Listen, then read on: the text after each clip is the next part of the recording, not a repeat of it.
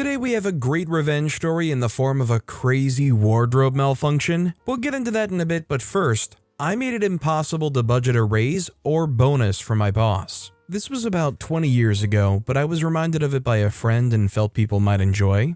I was working for a popular magazine publisher, and neither my boss nor my boss's boss were any good at Excel. Therefore, they made me do tight budget spreadsheets for the 25 magazines they were in charge of. My boss's boss was a decent guy, but the guy between the two of us was awful. So when I automated the whole budget process, I added a line of code that reset the value for his salary back to his current salary, even if they had changed the budget to give him a raise. That way, when it went to HR, it always showed his original salary no matter how many times it was changed. He later got fired for getting into a fist fight with an employee, so I don't feel guilty. I'm just kind of surprised and impressed that OP could get away with this and just prevent them from ever getting a raise. That said, I'm kind of curious how many people would actually think OP should feel some sort of remorse or guilt. Spock Nambulist commented, "The fistfight was probably with the HR person who couldn't raise his salary." Also, hi, I'm Steven, and if you guys enjoy awesome stories of revenge, it would be amazing if you left a like or left a review if you're listening to my podcast.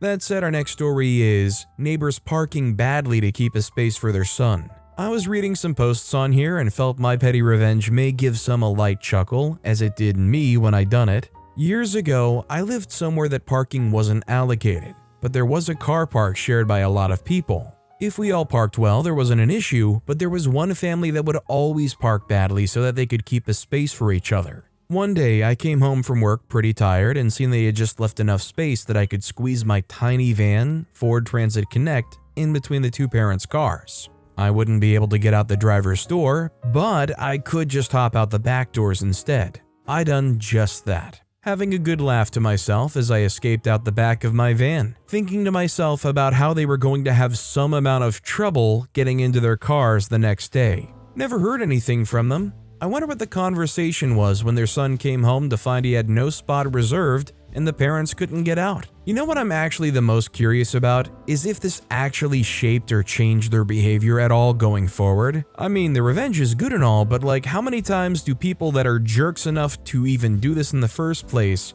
who have this revenge taken on them, will then say, okay, you know what, I've seen the error of my ways, I will stop being a jerk. It just feels unlikely. Tiger Poppy commented, I vacationed in Prague, Czech Republic last year. I was talking to a native about how life had changed since the Soviets left. He relayed a story about his neighbor. The neighbor bought an old Trabant car and removed the engine and interior. He could then carry the car body around and put it into parking spots he wanted to save. His family was always getting into fights with those around them over parking. He said the biggest memory he had of the Soviet era was that nobody trusted anyone else. Our next story is, remove your stuff or I will. Will what? Stand until we reach our final destination? A friend and I traveled a short distance by train to spend a day off just enjoying an extended walk/light hike. The train commutes back and forth between two cities, and we wanted to get out before the final stop. We boarded, found adjacent seats, and started our ride. The train started filling up after a few stops. At about half point of the journey, she went to the loo while I played with my phone, but not before placing her bag on her seat to make it clear it's reserved. A minute or so later, next stop came. Some dude our age must have boarded, taken a look around and seen me in my friend's seat. He came up and without further ado went, move your stuff or I will. I was really taken aback because who does that instead of asking, is the seat reserved or something? I sadly didn't have a beautiful clap back and didn't call him out for his rudeness. I just said, that's not my stuff. My friend will be back in a minute. He didn't even say anything, let alone apologize, just glared at me and remained standing up. My friend came back. Later I went to pee, and when I came back, she told me that our stop is in a few minutes. I saw the dude shift. Obviously, I can't know why, but I like to imagine he was preparing to take our seats after our imminent departure. That was when the pettiness arose in me and I asked my friend, you know what, how about we start the hike a bit later and first go the remaining distance to the final stop, get a coffee and a Franz Braten? She said, sure, why not? We have the whole day and it's a long time since I had a proper Franz Braten. For clarification, that's a type of regional pastry traditionally made in Hamburg. That's when I couldn't resist turning to look at the dude who now looked pretty furious, and I couldn't stop myself from laughing, which he obviously saw. The Franzbraten were delicious, and my friend laughed her butt off when I later told her how I got the idea of making the loop to Hamburg. First of all, I just want to clarify I really apologize about my pronunciation of Franzbraten. I just used Google Translate, and I'm assuming it's just completely wrong. That said, finding out it's a regional pastry, I am in. How do I acquire one? Flyover Liberal commented, I was on a work trip once, and the 4 of us were around the gate chatting. 3 of us were sitting, and our young colleague was standing with his bag in a seat next to him. There were lots of open seats around us. This gigantic monster of a guy walks up and tells the young guy, seats are for people, not bags. So the kid moves his bag and the guy sits down. For 3 minutes, until they call priority passengers, and he shoulders his way to the front of the line to get on. These people are among us. This next story is, I left a fake note saying, sorry I spilled coffee on your stuff after someone claimed all the best seats at the cafe. So the gist is in the title, but here's what happened. I was trying to find a table at this packed coffee shop near my apartment, the kind of place that always has people hovering for seats. After doing a few laps, I noticed one guy had taken over 3 prime spots near the window with his stuff. Laptop, notebook, coffee, and even a second chair for his bag. After a good 15 minutes of circling, I finally found a tiny spot in the corner. Irritated at the sheer audacity, I left a little note on his chair that said, sorry if I spilled coffee on your stuff, but you probably won't notice the stain. When I got back after a quick errand, I saw the guy frantically inspecting his things, looking super annoyed and talking to someone on his phone. No clue who he was venting to, but I kinda feel for them having to listen to him. I feel like this is such a smart little, almost tactical revenge that I would never think about. It's just the perfect little mind game where you don't harm them, you don't harm their stuff, there's no spills or stains to be found, but you sure as heck convince them very easily that there very much is. Break it down a little bit further, keep pulling all the stuff out of that bag, make sure that stain isn't deep in there. Brian Ozum commented, I'd just relocate his bag out the back somewhere where it's secure enough, or hand it to the manager and say it was left out front, or a variation. Our next story is, won't answer the door? Fine, don't get to open it either. Back when I was doing courier work, the company I worked for had a contract to deliver suspension upgrade kits for 4-wheel drives. I'm talking heavy as freak leaf springs, dampers, etc. So one day, I have a delivery to a house. Steep driveway, no way I can get my truck to it, so I have to hand unload it. Before that, I check to make sure someone's home. So I knock on the door, and I can hear a female voice inside laughing and chatting on the phone. Hearing this, I think, great, someone's home, I can do the delivery easy as. Instead, what I got was knocking several times loudly with no response. The delivery docket had the phone number of the customer, so I called him, and it turned out it was his mum, and this wasn't out of character for her. He apologized and said to leave it at the front door. Cue petty revenge. I've unloaded this pallet of heavy leaf springs and stacked them up against the security door, ensuring the only way to open the door was to clear the items from the front. Not 10 seconds after I've turned and was walking back down the driveway, the door opens and she notices what's happened. The mum starts screaming at me, but I didn't break stride or down around, just gave a half-hearted wave and yelled have a good day. Surprisingly, didn't get a complaint. I'm sure the customer got a complaint from their mom though. I mean, as far as OP's concerned, especially even if they have like a video doorbell camera, OP did everything to the specifications of what the homeowner said. They left it at the door and they were only called out on it right as OP was walking away. It's not like OP's gonna come back and start reshuffling it around at that point. I mean, I wouldn't. Our next story is, made a nightmare vegan roommate take out non-veg garbage. So here's how it went. It happened so long ago that I completely forgot about it. Around 5 years back, I shifted with a new roommate. She's vegan, which is fine by me. The issue was, she was too dang childish. Like, she'll have tantrums and random sulking because of really normal and childish stuff. She's also the kind of person who never believed that she is ever wrong. Never admits to any mistakes. When we went out in public places, she shouted at me too a few times. So at one point, I was done with her and was going to move out. She thought we'll renew our lease, but instead I informed her that I will move out. I took a day off and chose to move out on a weekday so that she won't be there. My friend came and we had packed everything up and moved within hours and 10 days before our lease ends. Totally not intentional. So one fact about her is that since she's vegan, she absolutely doesn't touch anything non-veg, including garbage. So what I did is ordered non-veg for me and my friend, ate them, and left them in the garbage. Informed her that I moved out and blocked her. She had to take out the non-veg trash by herself. Yes, it was totally intentional and I planned it like that with my friend. I simply didn't want to let her be without taking a little bit of revenge for everything I had to go through. She was a nightmare. Never stayed with a roommate after that. But I sleep peacefully at night by imagining her disgusted face when she had to go through the non-veg garbage. Honestly, non-veg roommate should be very grateful because OP could have made that so much worse. I mean, having to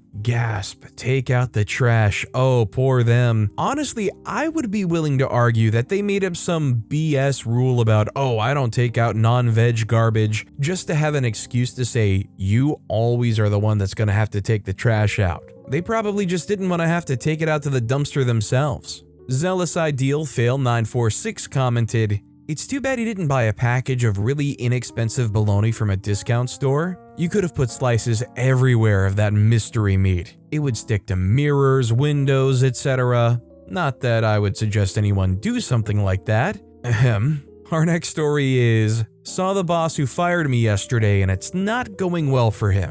3 years ago, I was fired from a stained glass studio where I worked as an artist, glass painter, and designer for being vocal about company safety. The owner made me the safety person because I'd come from a studio that took safety seriously. I read OSHA manuals and gave so many suggestions about unsafe practices we had in the studio handling lead, acid, and ordering dangerous materials. After a few years of my suggestions being mostly ignored, someone, actually not me, called OSHA during COVID when my coworkers were not masking. The boss suspected it was me since I was the most vocal about safety, and they rehired my replacement shortly after, removed my safety person duties, and fired me after enough time had passed that it wouldn't look suspicious. They cited lack of work, but had just hired someone and were firing me instead? It doesn't add up. All in all, this was a place where my contributions and expertise were largely unacknowledged and unappreciated. At the time, I'd been pursuing my own work as an artist. When I was fired, I had no idea how or if I would be able to make ends meet in Los Angeles, but I did. In fact, this firing was the best thing that could have happened for my career. Last night, I saw this boss and owner at an event. The studio is doing so poorly that he had to cut everyone's hours to 2 days a week. Many people are looking for new jobs. He said, "I heard you had a show, and yes, I actually have a solo show up with a major gallery, have more than $30,000 in savings, and so much work on the horizon, I'm booked through 2026. I said, "Yes, things are going really well," and flashed him a huge smile. Success is truly the best revenge. Edit, obviously didn't expect this post to go so crazy. Thanks to everyone who's sharing their own stories of living well after being fired from a bad job or toxic workplace. The number one comment I'm getting is, who tells someone how much they have in savings? LOL, I didn't. I only said the part in quotes. The other information is for you, the reader, to know to help you understand where I'm coming from. Honestly, I'm appalled at how many people lack basic reading comprehension skills, but here we are. Also, obviously this boss didn't tell me how bad the studio is doing. I learned that from former coworkers I saw at the event. The crazy thing is he literally cut hours that day, so everyone was still quite upset. Again, all that was said is in quotes. Is it weird or incorrect of me to think it's not as big of a flex as OP thinks it is to say, "Yeah, my business is going so well, I'm booked through 2026, I have 30,000 in savings"? Like, maybe my perception of anything art and being in an art gallery, especially if you have your own solo show, is super inflated, but I feel like you see these crazy numbers. I just assume OP should be saying like, "Oh, I have 300,000 in savings." Starry Sunset commented, I got fired in 21, knew it was coming, new company owner who didn't like women. Ran into him earlier this year at the post office. His company card declined for stamps right in front of me. Oh, and I make like $6 more at the new job. He did me a solid.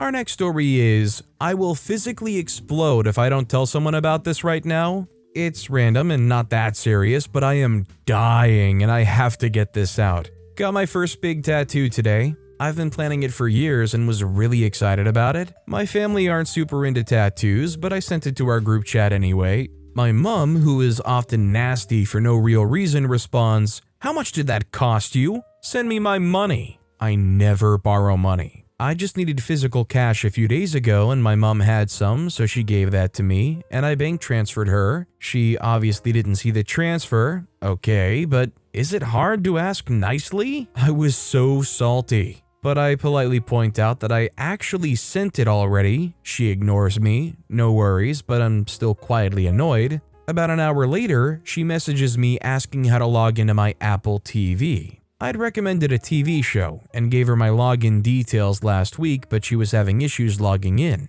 I didn't open the message and instead chose to sit in my little petty satisfaction bubble. After a few frustrated messages, I stop hearing from her. Check my Apple TV app and see that, yes, she managed to log in and had started watching that TV show. I've watched it and I know that it hooks you good in the first 15 to 20 minutes. On the edge of your seat waiting to find out what's happening kind of thing. So I wait until I know she'd be right into it, log into my account, change password, log out of all devices. Not even 2 minutes later, she's messaging me on all platforms trying to get me to help her log in, like fully blowing up my phone with messages. I haven't opened a single message, stayed inactive on all platforms. She'll think I'm asleep.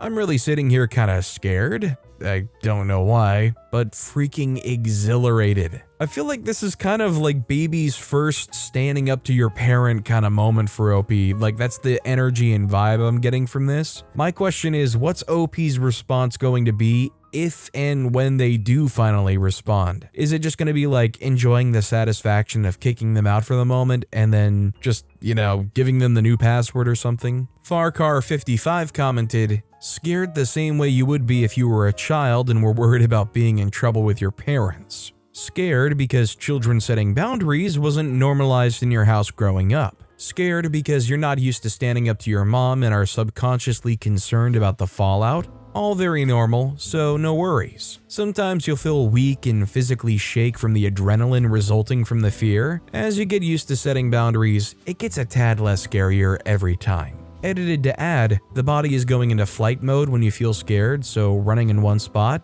if you can't or don't want to go running, will help you relax. You'll likely feel ridiculous in the moment, and that's okay. Our next story is Karen on a plane. So this happened back in June, but told the story to some friends last night and they unanimously said I should share it here. So on June 26th, I was on a 2-hour flight and I'd booked the emergency row for the extra legroom. When I got onto the plane, my window seat companion had stored all of her bags under not only her seat, but my seat as well. A polite request to move them didn't suffice, so the flight attendant needed to get involved. The attendant basically told her she had to move them from under my seat and walked away. She begrudgingly did, swearing at me under her breath the whole time, but just left them on the floor. Right before takeoff, the flight attendant came around again and told her she had to store them overhead, and she refused to do so. After being threatened with being kicked off the plane, she begrudgingly did it, muttering under her breath that I was a witch.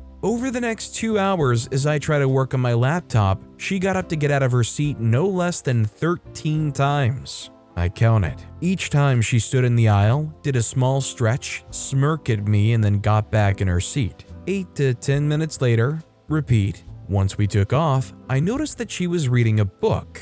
Being fed up after her 8th time getting up, I paid the $11.30 to purchase Wi-Fi on the plane. Once connected, I logged into Goodreads to get the spoilers and find out the ending of the book. Here's where the petty revenge comes in. As we were starting our descent, I called over the flight attendant and I let her know that I would need help disembarking, and as such, would be remaining in my seat until all of the other passengers had disembarked. I could hear the audible mumbling beside me, and once the flight attendant walked away, I turned over and gave her the exact same smirk she had been giving me. Once the flight landed and docked at the gate and all other 30-something rows had gotten off, I slowly stood up, gathering my stuff and started exiting the plane. When I got to the business class section, I turned around, looked at her, and destroyed the book for her, telling her major plot points and what the entire ending of the book was going to be. Then with a parting,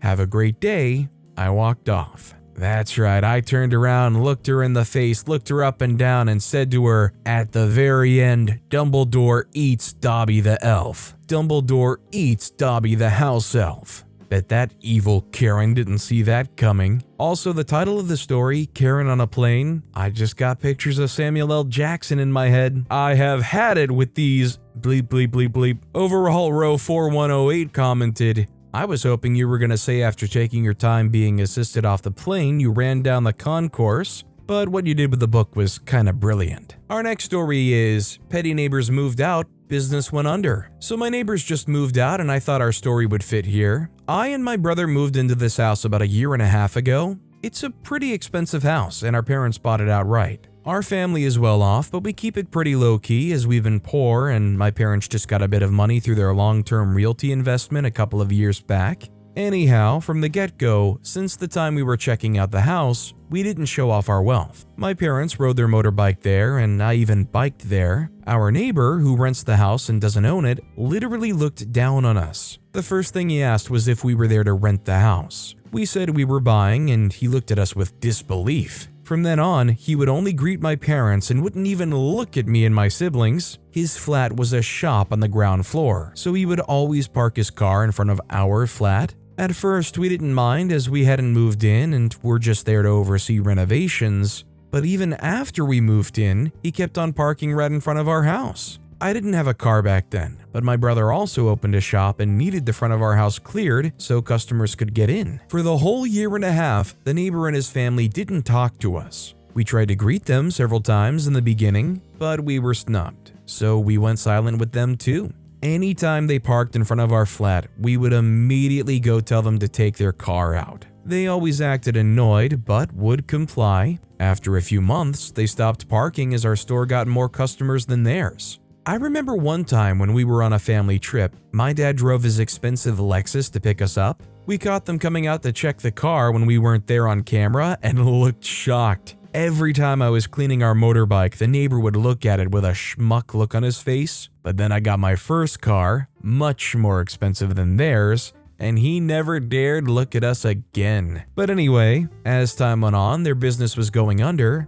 I don't wonder why. Before moving in, I planned to actually buy their fruits. Their shop was an upscale fruit grocery store. But of course, I never set foot in that shop after what happened. I also told all my friends and relatives to never buy from them. A couple of months ago, they had to move back in with their parents as they could no longer afford the rent. All their stocks became rubbish and they actually ruined the house for the owners as well. The last I heard, they are really not doing well. And I don't feel bad for them because they have this habit of snubbing people they think are poorer and kissing rich-looking people's butts, even if they're not well off themselves. I just love a good revenge story where you honestly don't even have to do anything. Like, OP's kind of writing the story here, flexing that just by them existing and living their life, they were able to get revenge on these people out of sheer jealousy of who they are. That's a great innate revenge. Rosie Button commented, "There's always 3 types of rich people.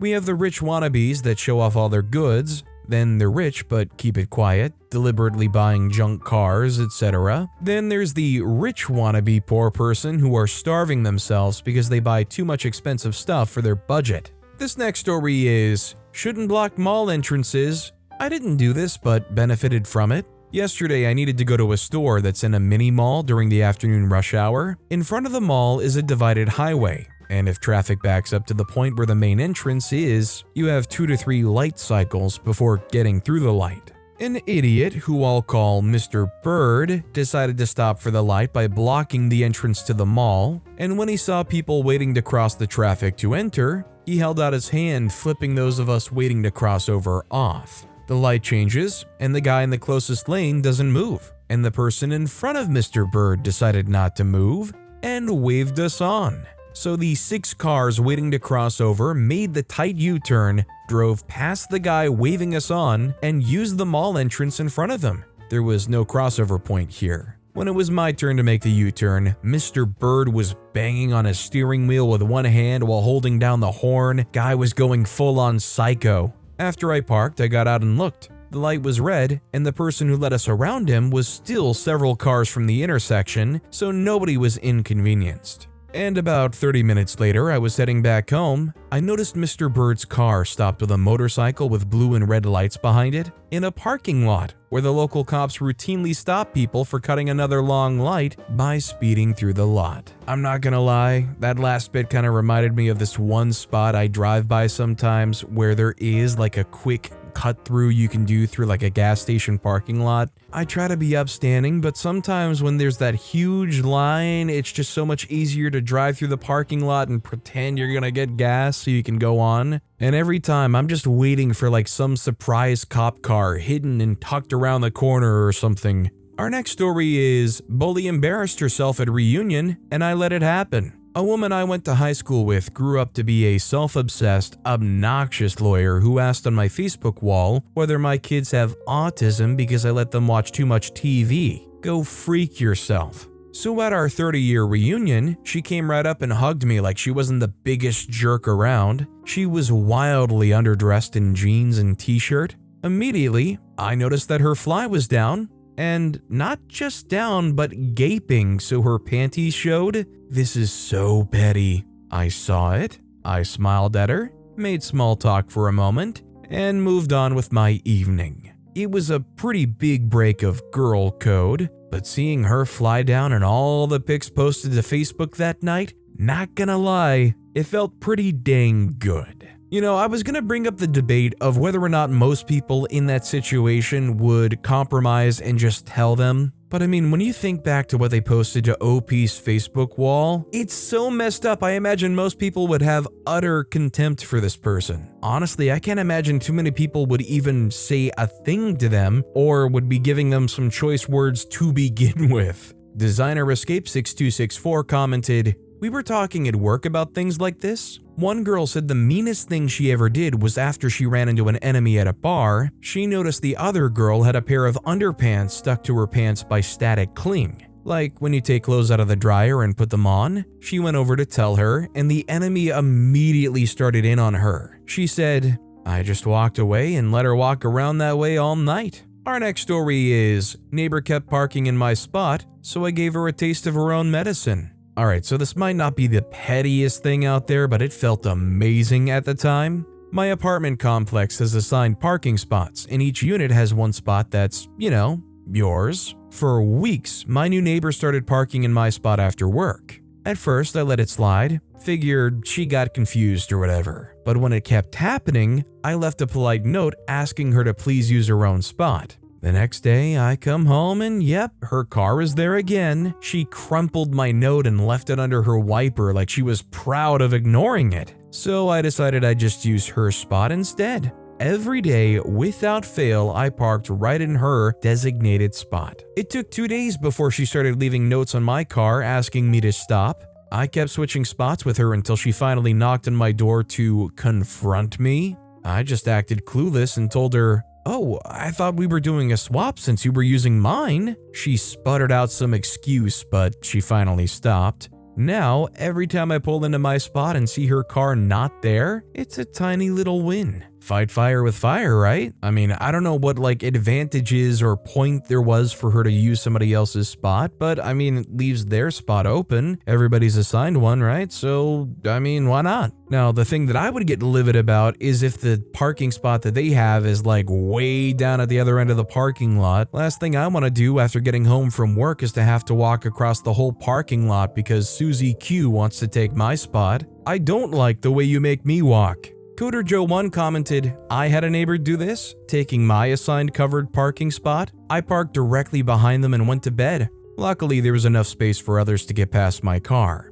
The next morning, the parking jerk banged on my door and demanded I move my car. I made them wait nearly an hour while I showered and dressed before releasing my automotive hostage. They were very late for work and never parked in my spot again. Leah's84 commented, I had someone that worked at the apartment complex park in my assigned covered spot a couple times that I knew of. There was plenty of regular guest parking and it's not like it was much further. It would have added maybe 20 seconds to her short walk to the door. She did this in the middle of the day, so it was probably many more times than I knew of. Both times I came home from work in the middle of the day for an appointment. The first time I just parked in the guest parking area because I just needed to stop at home really quick before heading back out. The second time I came home for lunch before heading back to work. I noticed her van was there again, so I just parked behind her. A few minutes later, she sheepishly knocked on my door to ask me to move my car. I asked why she was parked in my spot and she gave some lame excuse about thinking I was at work. I pointed out that there was plenty of guest parking and she just shrugged. I said I would be leaving again after I finished my lunch, and she said, okay, I'll wait. I wish I could have made her wait longer, but I had to leave. I really don't understand why she was even parked there to begin with. But with that being said, that's all the time we have for today. Now, if you want to hear another awesome revenge story, check out that video on the left. Or if you missed my latest video, check out that video on the right. That said, I'll see you all next time with some more stories.